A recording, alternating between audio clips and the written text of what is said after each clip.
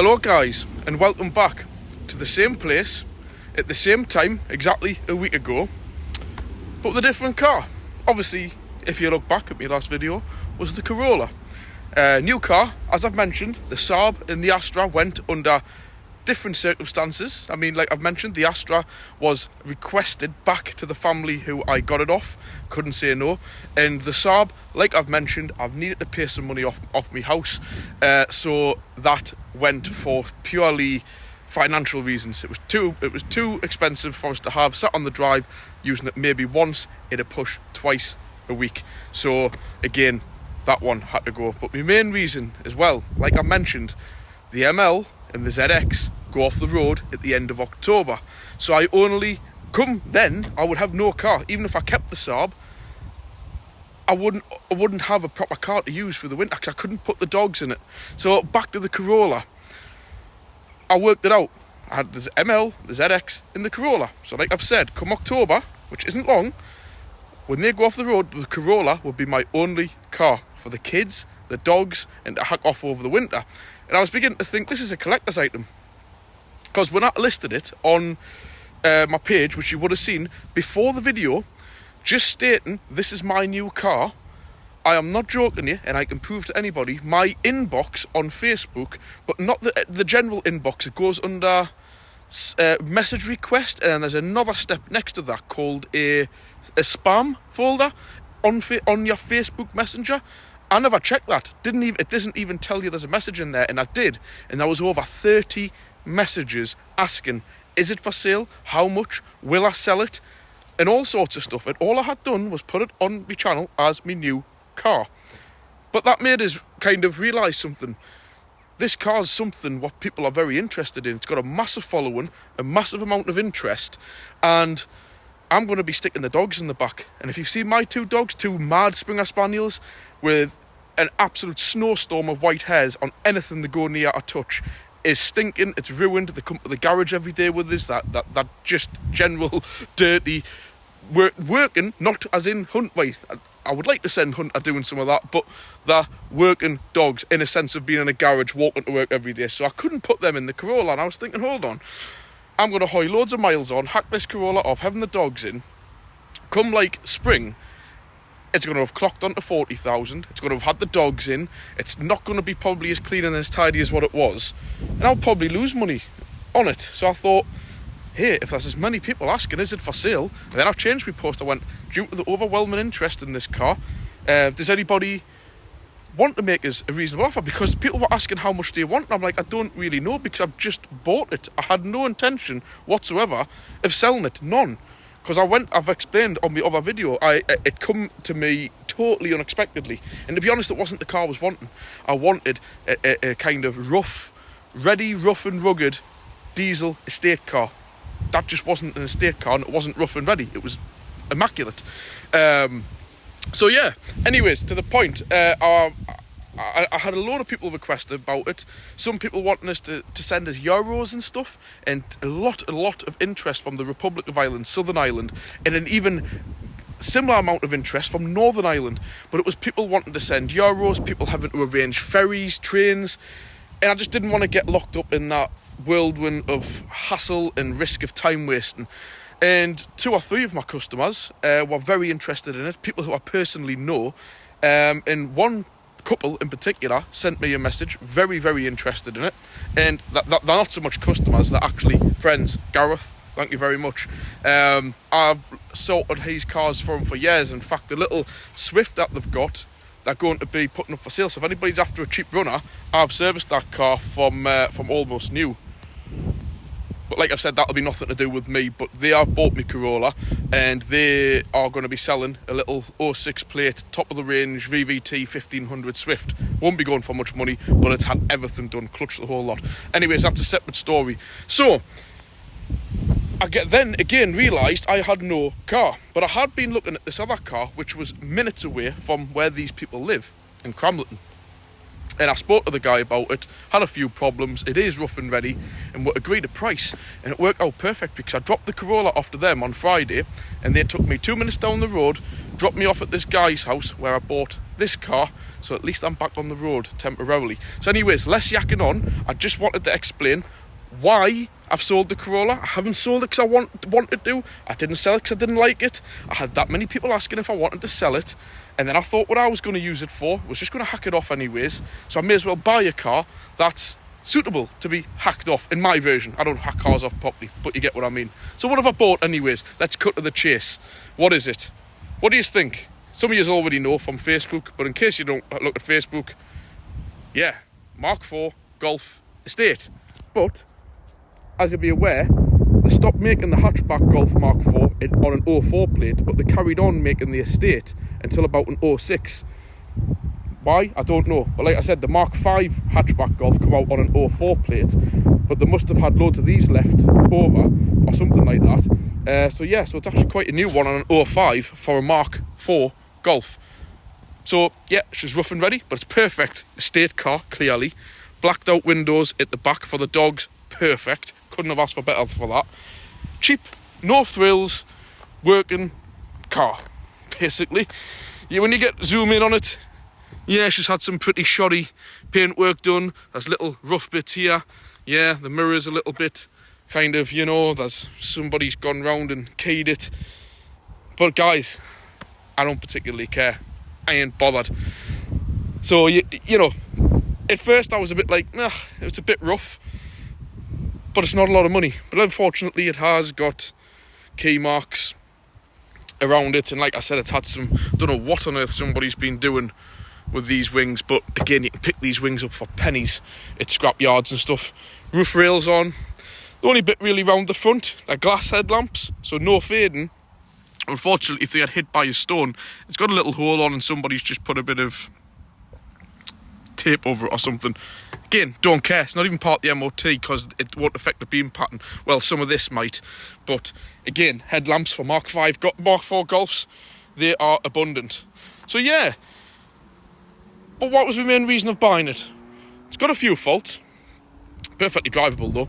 But the main thing, which you've already probably spotted at the back here, but due to it being a little bit rough and ready, it's worn off. Yeah, it's the legendary 1900 TDI PD. But this is just the S spec.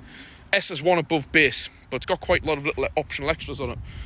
But the red has worn off, so you'll be thinking, yeah, it's just a basic PD100. That's what I thought, to be honest, when I seen the silver badge. But when you look closely at the badge, it's a bit of the green stuff on the D and the I. I'm not going to lie, I'm going to get my red pen out, my red touch-up pen, and just recoat those two. Because, yeah, weirdly, somehow, over-spec'd from the factory, it's got the ASZ PD130, which I can't believe. Which means you get the bigger brakes on the front, 6-speed gearbox, and just in case you don't know, the PD130, what's the difference? Well, the PD130 and the PD150 are like a strengthened head, strengthened crank, all that kind of like upgraded. Mainly, I know they've got oil jets under the piston crowns to cool them. The only difference between the PD130, there's other ones, but the main thing is it's got a smaller intercooler and a smaller turbo. The PD150's got a bigger turbo and a bigger intercooler. But I've had PD150s and they're quite laggy on the turbo, where these have a slightly smaller turbo, so they spool up very, very quickly. And in real world driving, everybody will admit a PD130 is a lot more reliable and punchy than a 150. Once you get into the big boost band of the 150s, yes, they've got a bit more pull, but in real world driving, a PD130 is probably better usable power than what you get out of the PD150s.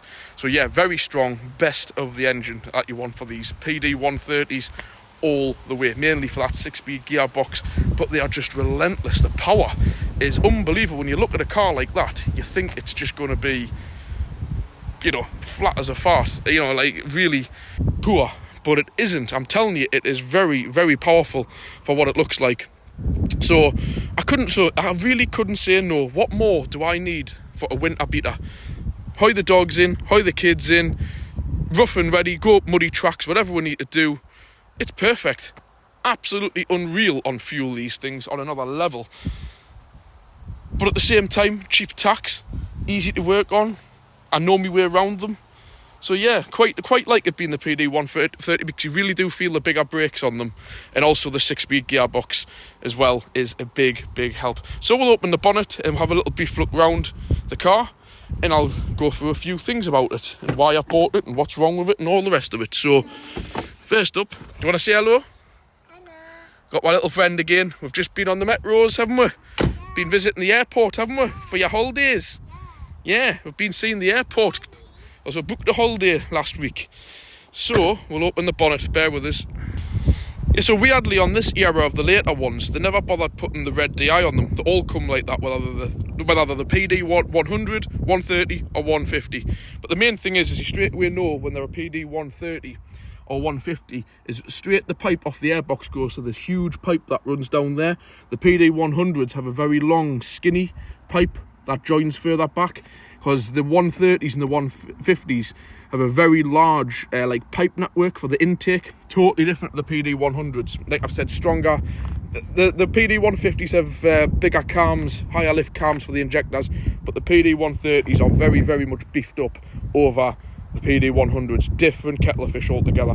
Like I've mentioned with these, they're not a million miles from a PD 150 to be quite honest, and a lot more reliable because they don't burn out the cams and the followers and stuff as much as what the 150s do.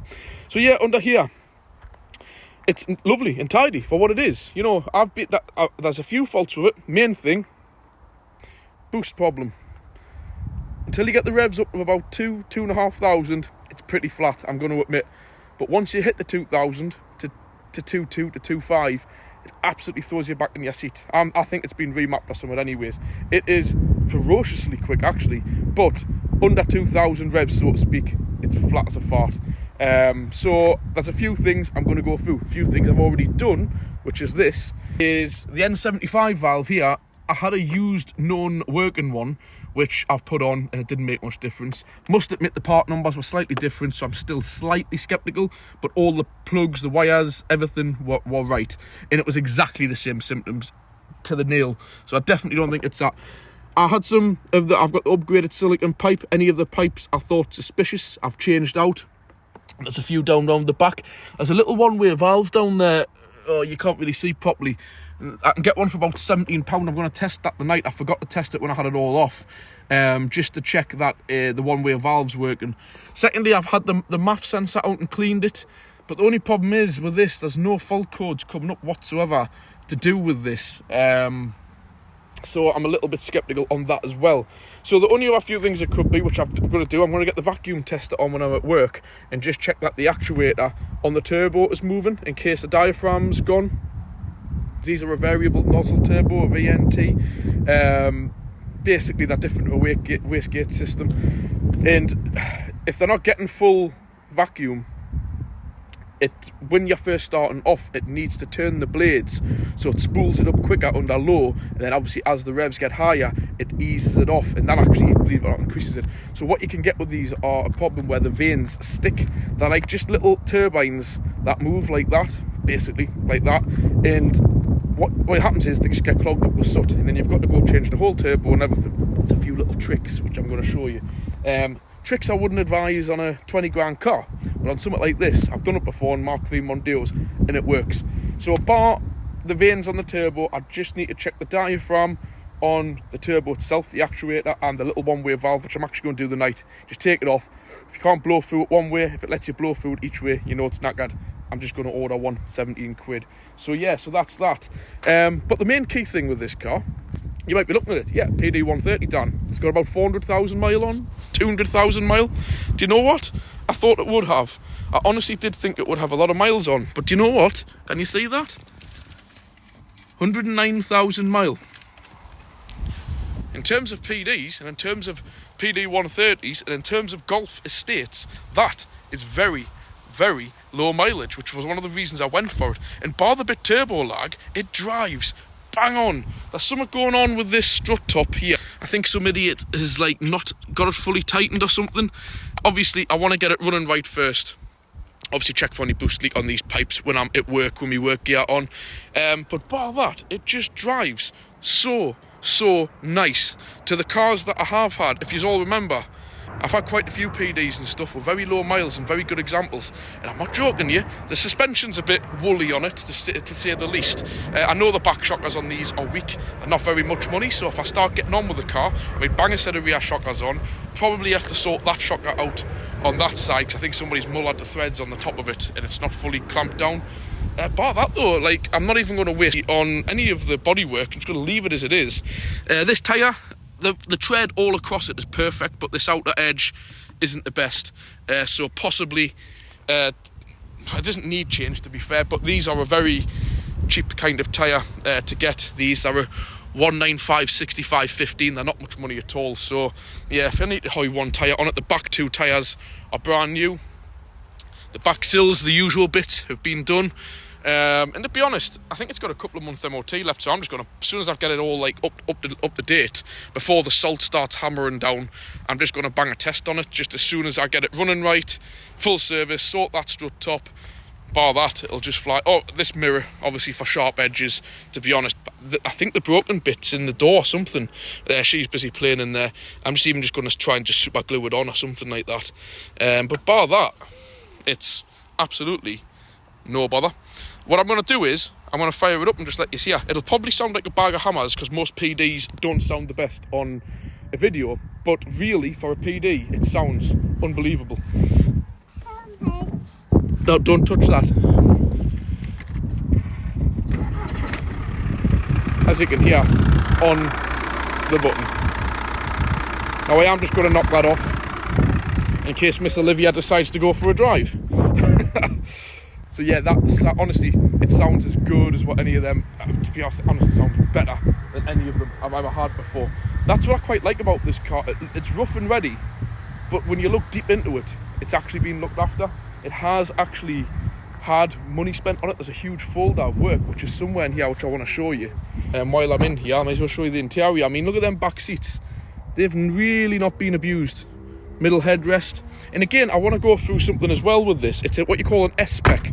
So it's one above base spec. Base spec for these are very basic. An E-spec Mark IV Golf, you don't even get central locking. I don't mean remote, I mean you don't even get electronic locking. You don't even get electric windows, windy windows, manual mirrors. They are basic of basic of basic. Where this one, being an S, I think it's got a few extras, mainly the engine. Mainly, it's definitely been over-spec to have the PD130. But the things it's had, which I'll just quickly show you, is, which you'll see straight away, obviously electric heated mirrors, 4 electric windows.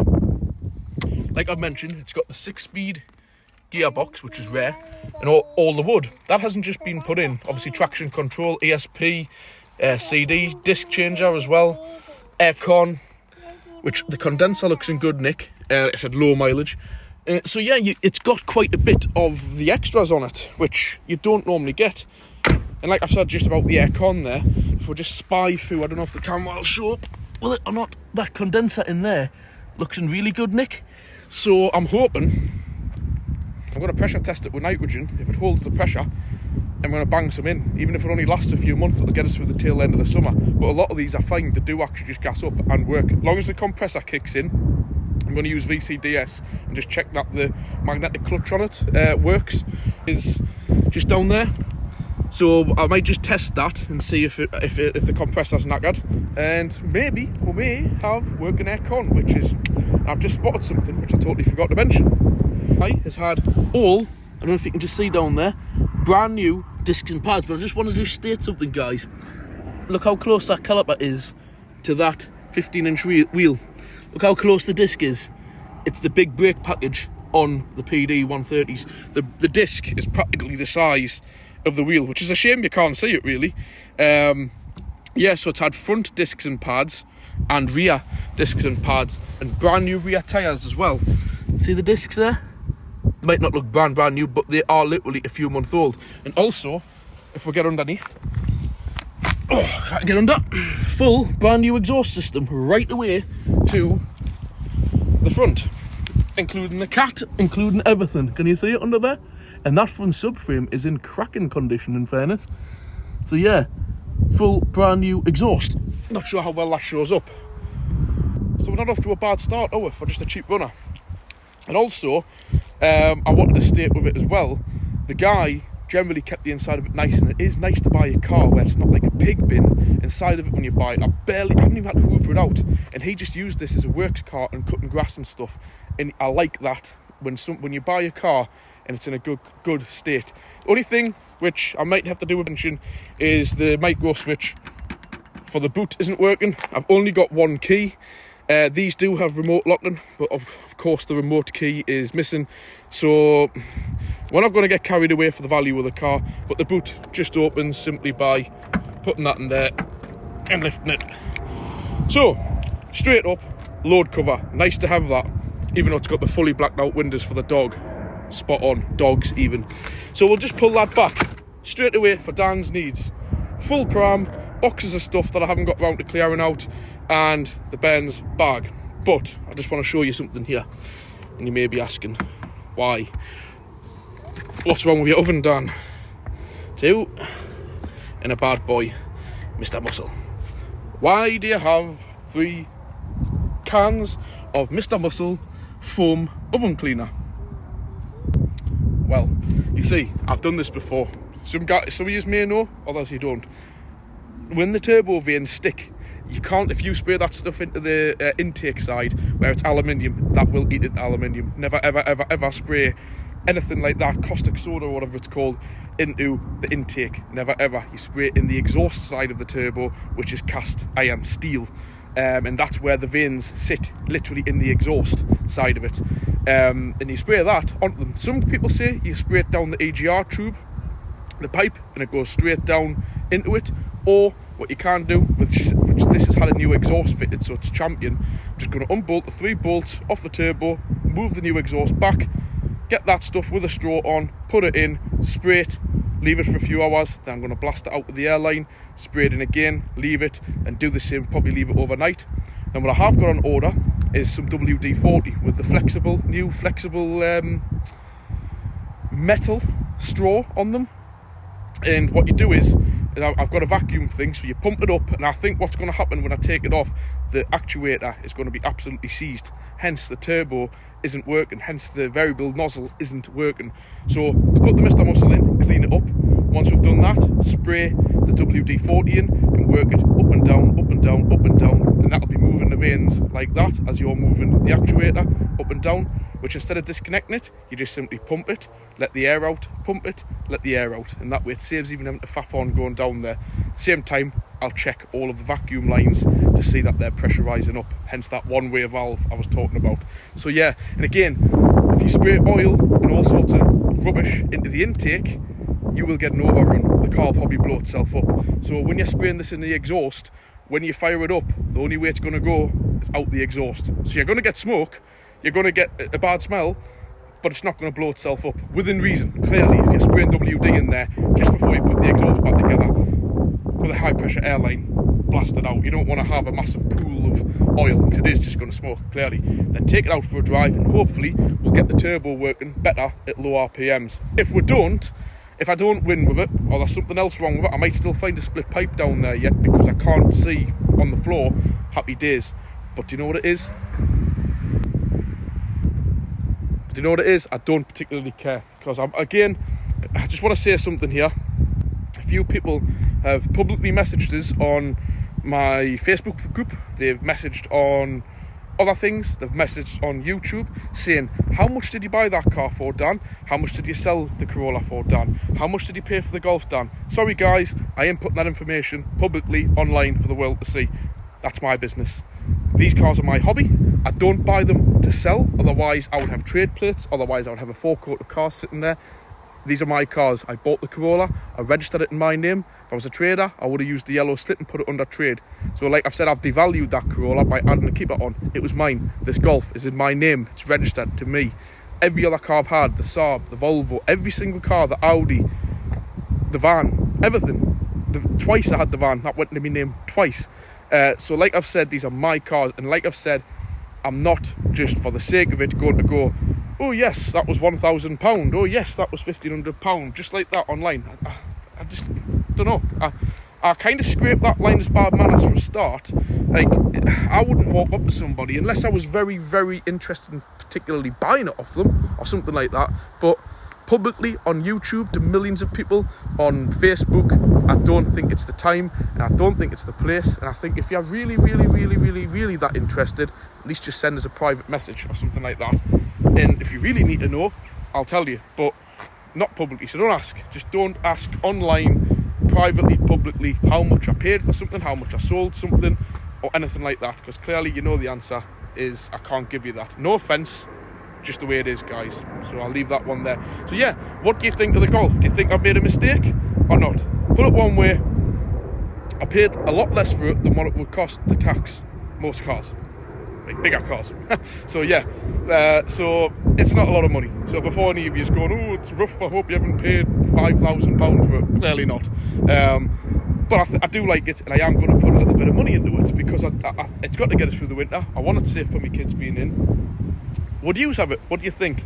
A lot of you will all know the legendary PD130. You cannot beat them. And by God, even though this one's lacking in boost at low revs, when it hits to that 2,000, 2.5 revs, it's like an old school flipping diesel. It hoists you back in the seat, and it's a weight. In fact, with the back suspension being a little bit on the bouncy side, I'm not joking you, it's got that much torque, you can feel the back end drop down and you're away. It's quite comical, actually. You've just got to keep the revs up in the rev range. So what I have done, actually, what also helps clean the vanes out, I've banged in far too much than what I should have. A few years about this last time. Yes, I do highly recommend this Miller's fuel additive. You can get it for petrols, you can get it for diesels. I'm not joking you. I had another bottle. I think I've put about a third of one of these bottles into the tank, and I think that was only like, it wasn't far off the red line on the dash, so that must have been less than 10 litres in there. I've banged in a third of a bottle of one of these. I've got this stuff which I got ages ago, Lucas upper cylinder thingy. To be honest, I just banged a gulp of that in as well. I've just been to Shell at the airport there, and I've just stuck in £20 of Shell V-Power diesel. Now the gauge is sitting at about a quarter of a tank with a very strong dose of fuel additive in. It won't do any harm, really. I wouldn't advise it to be customers, but for this car, it's getting it done. I'm just going to put the key in and show you how much fuel it's got in. Let's have a look. I'll just turn this over. Yeah, so just coming up to about half, like that. So yeah, that's going to get a good, it's going to get a good dose through it, and that also, just alone, that can actually clear them up. But I will say, with blocked veins, seized veins, they don't, just a quick dose of fuel additive doesn't do it. Maybe a run up to London and back, it might start to clear it out, but who knows. So yeah, one other weird thing I found on this car, I don't think it's factory. Notice when the boot's open, that light isn't on, and there's this random switch up here. It's a very good job somebody's done. But yeah, if I switch that on, see that light going on? Really good idea, because that quite often on Holly's car and other estate cars I've had, Astra G's as well, when you've got the boot open for the dogs, or you just want to keep the boot open because you're doing work, when you've got that light on all day, it flattens the battery. So it's such a good idea to be able to switch it on and off. But if somebody's done that themselves, they've done a very neat job of it. I think that's factory me. So yeah, just a weird little thing I found on it. So there you go, guys. I'm just going to leave that one here. I hope you've enjoyed it again. I'm sorry it's the same place, just a different car. It's just the way things go sometimes. I just did not expect that Corrola to get that much attention. And when you've got that many people asking, is it for sale? Will you sell it? You've got to draw that line, haven't you? And like I've said, I would have only abused the car and it would have been worth less come the spring 2024. I may as well just have something that I needed in the first place. A cheap banger, basically, to get us through the winter when the other cars are off the road. And to be quite honest, I really like it. Like, I'll probably end up keeping it anyways, and I probably will end up spending money on it. So yeah, I hope you've enjoyed this. I'm just going to get Olivia to say goodbye to you, because she did like being on the video last time, but the sheep aren't out today, so I think she's just been happy in the car. Do you want to say bye to everyone? Bye. Say thanks for watching. Do you know how to say Car Addict Garage Northeast? That's too much, isn't it? But you've been getting Daddy's cards down there, haven't you, for the channel? Do you want to promote it? Do you want to pick one up? Pick a card up. Show everybody the card. Upside down, but there we go. Car Addict Garage Northeast. Say, please like and subscribe. And you say, like? No, too shy. Yeah, so there we go, guys. She's been on with me card. She loves. A couple of years' time, she's going to be my top little camera lady, and I'm definitely getting her a pink pair of overalls, and she can get in their hands, get her hands dirty, because she's into all that stuff. She's actually into it more than my son, so I can't wait to get her into that workshop and get her doing some jobs. She'll be a real woman when she's old. That when her car breaks down, she'll not be phoning daddy. She'll be able to get on and do it herself. You know, the basic jobs. I wouldn't push her into being a mechanic. It's up to her what she wants to do. But there's nothing better than to see somebody who's independent, where she can change a bulb, she'll know how to pump a tyre up, she'll know the basics, what to do. And hell, if she wants to get involved knowing how to take a wheel off, doing a brake, so be it. The world's an open place nowadays. I'll happily push her into it if that's what she wants to do. It's good money, I suppose, but it'll be more along the electrical cars, I suppose. Oh dear, come with a time when she's sort of an age to work. We may be all in, who knows, electric cars, hydrogen, who knows. But anyways, I hope you all enjoyed it. I want to say a massive thank you to a lot of the people who've been sending me money on super thanks and buy me a coffee. You just know who you are. I haven't, as you can see, I've got the Ben in the car. I would normally have a list. It's the usual people. You know who you are if you're watching. Some of you are giving me very generous donations, and I massively appreciate it. Like, I'm overwhelmed, to be quite honest. Just how I think my channel, if you check, I'm less than 100 subscribers off clicking 3,000, so it's not doing bad whatsoever to say I only set it up as a pastime. I do apologise. I should be getting more videos out. The weekly vlogs, I've explained, I've got that much going on with these amount of like cars I've been sorting lately, projects, all the kind of usual stuff. I've been travelling up and down the country to shows, camping, and the garage is just crazy busy. So I apologise for the weekly vlogs. They will begin again come September, October, when the car shows and like kind of nice weather through the day is not there. So I'll focus more recording in the garage. So yeah, I do again massively appreciate every single one of you who've provided a donation. Never mind people who haven't done it. I just respect the fact that you watch the channel. But please, it all helps. Hit the like, leave a comment, and if you haven't already done so, please hit the subscribe. I'm going to say that again. Hit the subscribe if you haven't done it, because like I said, I'm only, well, way less than 100 off becoming me 3,000 subscribers, and that's quite a milestone for me. But I am aware so many of you guys out there say, oh, I watch Dan, but I just don't have an account or something. You may as well set an account up with YouTube. It's free of charge, but it just means all of your videos are saved. Everywhere you leave something off, you go back to it. You can get involved with hitting the like on my videos. You can get involved with leaving comments. So it'll probably be quite nice for a lot of you to be able to interact with us, where if you're not signed in and you haven't got an account, you can't. So I would strongly advise, not for my sake, for your sake, and not even for my channel, for other things you watch, get an account. It takes 2 minutes. And then, like I say, you'll be able to hit the like, subscribe, and you can comment and interact. It just helps. It's an all-round good one. So yeah, like I've said, if you do feel the need to help with any kind of little generous donations, they all help, and they all go towards the bits which you've just seen like there. That was I think it was £3.50 for the Mr. Muscle one. They're just cheaper ones just to use. I think they were like £1.50 or something. Goes towards them. It goes towards when we're out buying, like I've said, when I'm at the car shows and everything. It costs a fortune to buy drinks and stuff in there, you know, bottles of pop, things like that. Even for the little one when we're out, I'd swear to God, that's what it goes for. It doesn't go towards beers for me going down to the pub.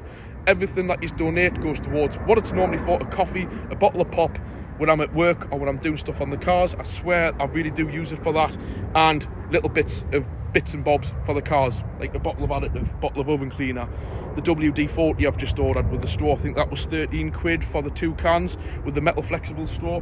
Things like that just helps, really massively helps us keep the channel going. Because I'm recording this now, I'm going to have to go home tonight, sit and do all the editing, and the editing companies are a pain in the backside. A splice, thumbs down to you guys. I've been using them for years, and all of a sudden now they've turned around and says you've got to pay if you've got a video longer than 2 minutes to edit it.